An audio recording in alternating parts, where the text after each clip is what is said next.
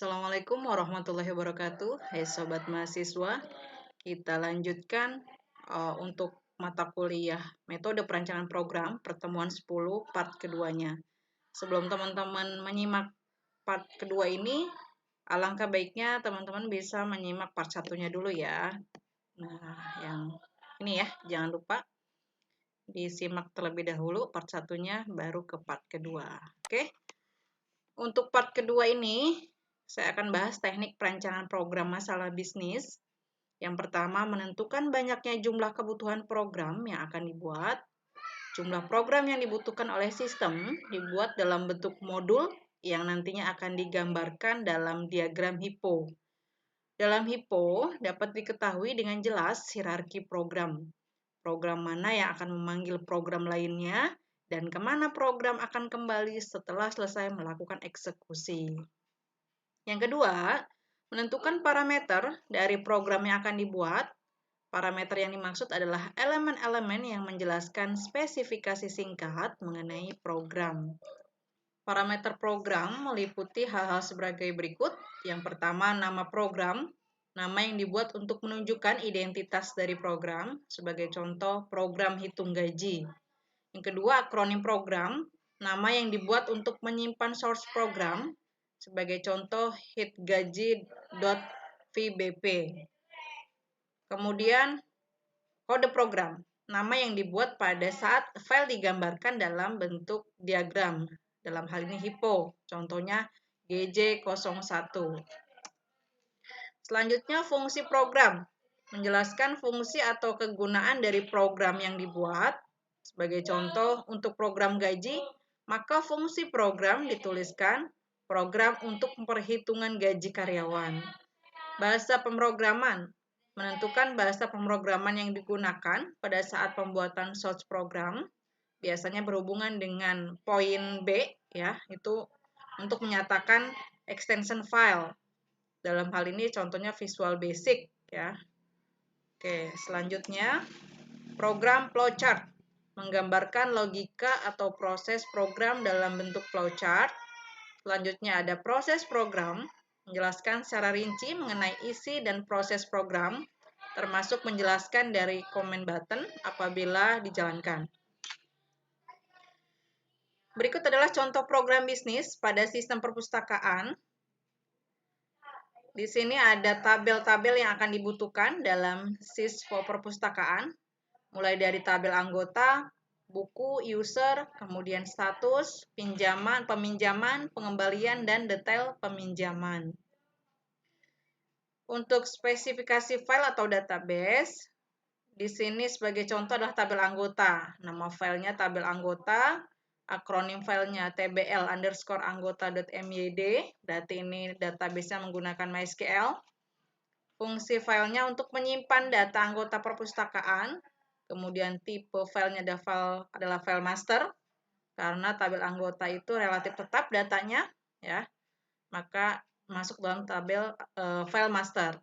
Kemudian organisasi filenya adalah bisa sequential, random, atau indeks sequential, tergantung dari jenis tabelnya, ya. Jadi bisa dipilih di sini. Kemudian akses filenya random, media filenya hard disk, panjang recordnya 160 karakter, kunci fieldnya adalah noang atau nomor anggota, softwarenya adalah MySQL. Kemudian ini adalah tabelnya, ya. Di sini ada 6 kolom, terdiri dari nomor, elemen data, akronim, tipe, panjang, dan keterangan. Mulai dari, sebagai contoh adalah elemen data, nomor anggota, kemudian akronimnya adalah noang, tipenya varchar, panjangnya 10, keterangannya PK atau primary key, dan seterusnya. Kemudian misalkan yang kedua adalah tabel buku. Di sini nama filenya tabel buku, akronim filenya tblbuku.myd. Fungsinya adalah untuk menyimpan data buku perpustakaan, tipe filenya masih sama, file master dengan anggota.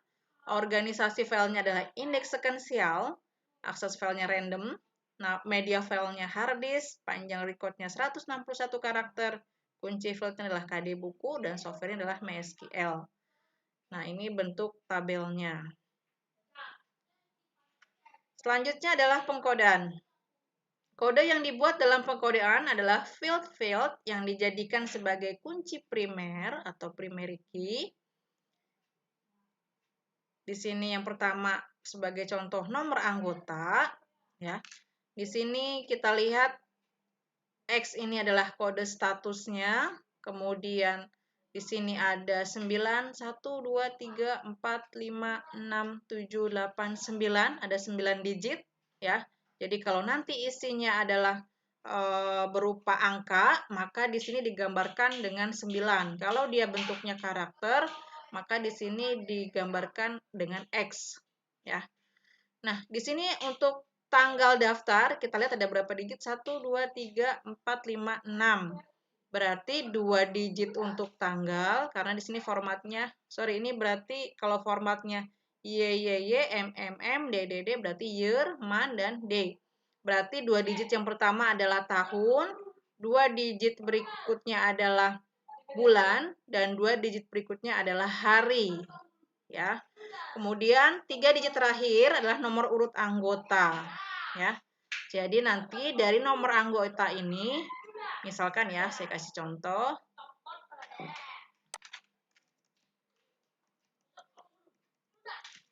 Oke, saya kasih contoh di sini.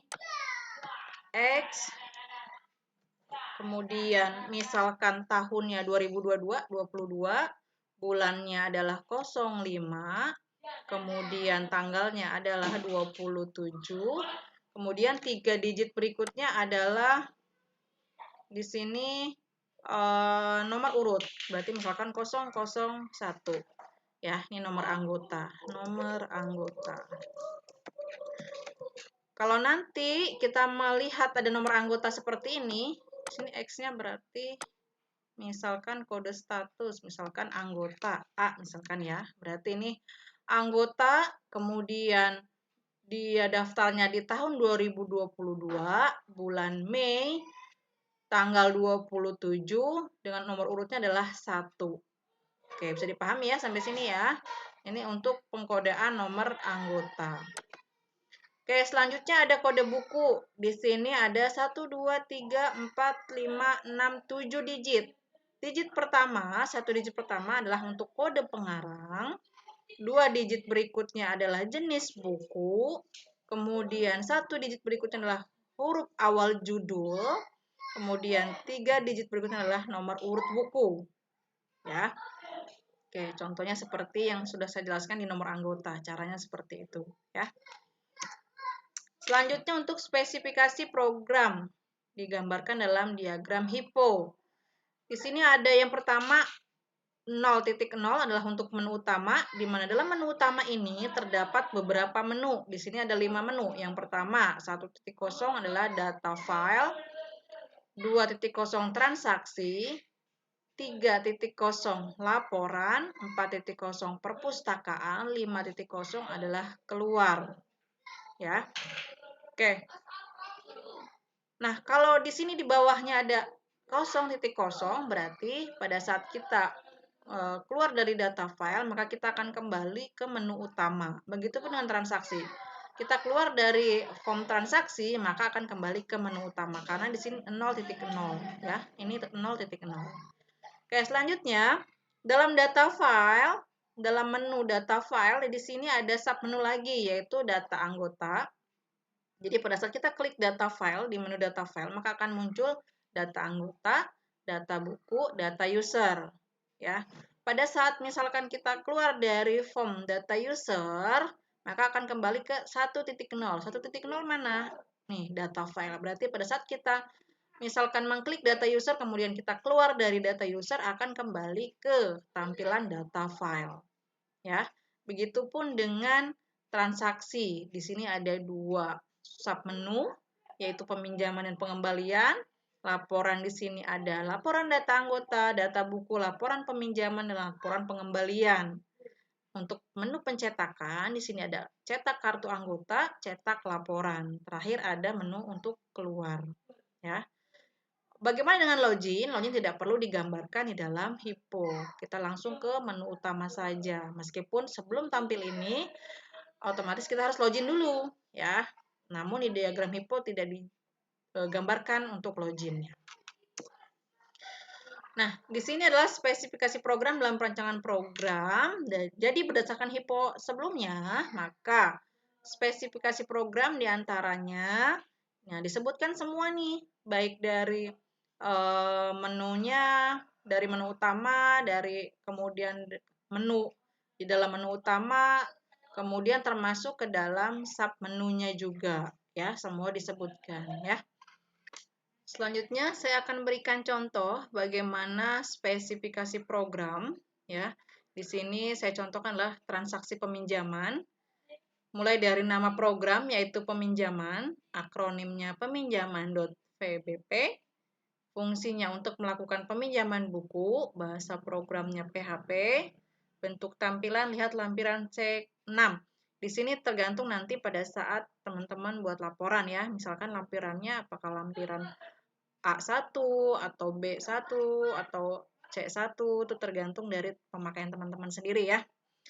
Di sini ada proses program. Yang pertama mulai dari klik tambah untuk meminjam buku dan nomor peminjaman muncul otomatis. Isikan data anggota dan data buku yang dipinjam. Jika peminjaman melebihi batas jumlah peminjaman, maka muncul pesan peminjaman lebih dari 2 buku. Ya.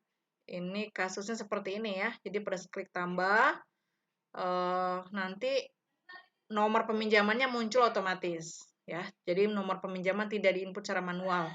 Dia akan muncul secara otomatis. Selanjutnya, data kita harus mengisi data anggota dan data buku yang dipinjam. Kemudian kalau kita minjamnya lebih dari batas jumlah peminjaman, maka muncul pesan peminjaman lebih dari 2 buku. Ya, ini otomatis juga muncul. Kemudian berikutnya klik simpan untuk menyimpan data peminjaman, kemudian klik tombol batal untuk pembatalan, kemudian klik cetak untuk mencetak bukti transaksi peminjaman, kemudian klik tutup untuk keluar dari menu transaksi peminjaman. Selanjutnya program flowchart. Di sini berdasarkan kasus sistem informasi perpustakaan, flowchart yang dibuat diantaranya pertama untuk login, menu utama, anggota, buku, user, peminjaman, pengembalian, laporan peminjaman, dan laporan pengembalian. Namun, saya tidak bisa jelaskan keseluruhan sebagai contoh. Nah, saya mau menjelaskan tentang flowchart menu utama. Ya. Ini berhubungan dengan HIPO. Ya. Mulai dari tombol start, ya, start ini menandakan mulai. Kemudian ada pilihan data file, transaksi, laporan, pencetakan keluar. Ya, kalau kita bisa bandingkan di sini dengan HIPO-nya. Nah, ini. Pertama, ada menu utama, kemudian ada pilihan data file, transaksi, laporan, pencetakan, dan keluar. Ya, jadi disesuaikan dengan tampilan HIPO ini. Dan disesuaikan juga dengan programnya. Ya. Kita lanjut. Nah, setelah kita memilih salah satu, misalkan yang pertama, apakah kita memilih data file? Kalau iya, ya. Di sini ada decision keluarannya ada 2, ada iya dan tidak, ya. Kalau iya, nanti kita diminta lagi karena data file itu terdiri dari beberapa submenu, ya. Ada pilihan lagi, maka ditanya lagi apakah kita mau memilih data anggota. Kalau kita mengklik data anggota iya, maka muncul subrutin yaitu submenu anggota. Muncul formnya nih, ya. Muncul form untuk anggota. Kalau kita tidak memilih data anggota, ditanya lagi apakah kita memilih data buku. Kalau iya, maka muncul form submenu buku. Ya, kalau tidak, berarti kita apakah mau menampilkan data user, maka muncul lagi bentuknya subroutine. Berarti ini tampilannya adalah form menu user. Selanjutnya, kalau kita tidak memilih data file, ya, tidak memilih data file, apakah kita akan memilih transaksi? Kalau iya, maka muncul ada pilihan lagi, apakah kita mau ke menu peminjaman? Kalau iya, maka muncul subroutine yaitu tampilan form berupa peminjaman, form peminjaman. Kalau kita tidak memilih peminjaman, maka apakah kita memilih pengembalian? Kalau iya, maka muncul form menu pengembalian, ya. Kalau tidak, berarti ini ada sambungannya lagi nih, ya. Ini adalah konektor. Konektor ini adalah konektor yang pindah ke halaman. Nah, ini lanjutannya. Kalau tadi tidak memilih transaksi, apakah kita memilih laporan? Kalau iya, maka ditanya lagi, apakah kita memilih data laporan untuk data anggota? Kalau iya, muncul form laporan anggota.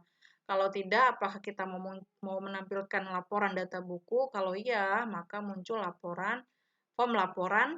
Ini form ya bentuknya ya, bukan output. Berarti kita nanti masuk ke form dulu laporan buku, kemudian kalau tidak, maka apakah kita mau menampilkan laporan peminjaman? Kalau iya, muncul form laporan peminjaman. Kalau tidak, maka kita apakah mau menampilkan laporan pengembalian? Kalau iya, maka muncul laporan pengembalian. Kalau tidak, berarti balik lagi nih, kemana nih? Ya, apakah nanti berarti balik ke menu awal lagi ya. Kemudian selanjutnya kalau misalkan kita tidak memilih form laporan ya, maka kita apakah mau mencetak ya? Kalau iya ditanya lagi, apakah kita mau cetak kartu? Kalau iya maka muncul form cetak kartu anggota. Kalau tidak, apakah kita mau mencetak laporan cetak laporan? Kalau iya maka masuk ke menu cetak laporan ya. Kalau ini berarti menu untuk cetak kartu, kalau ini berarti menu untuk cetak laporan. Kalau kita tidak memilih sub menu yang di awal tadi data file, kemudian transaksi, laporan, pencetakan tidak, terakhir berarti keluar. Kalau iya berarti berakhir programnya. Kalau tidak berarti balik lagi ke awal ya. Seperti itu. Oke, mudah-mudahan sampai sini teman-teman bisa memahami untuk pertemuan 10, baik di part 1 maupun part 2-nya. Mudah-mudahan bisa membantu dalam memahaminya. Kurang lebihnya mohon maaf. Saya akhiri. Wassalamualaikum warahmatullahi wabarakatuh.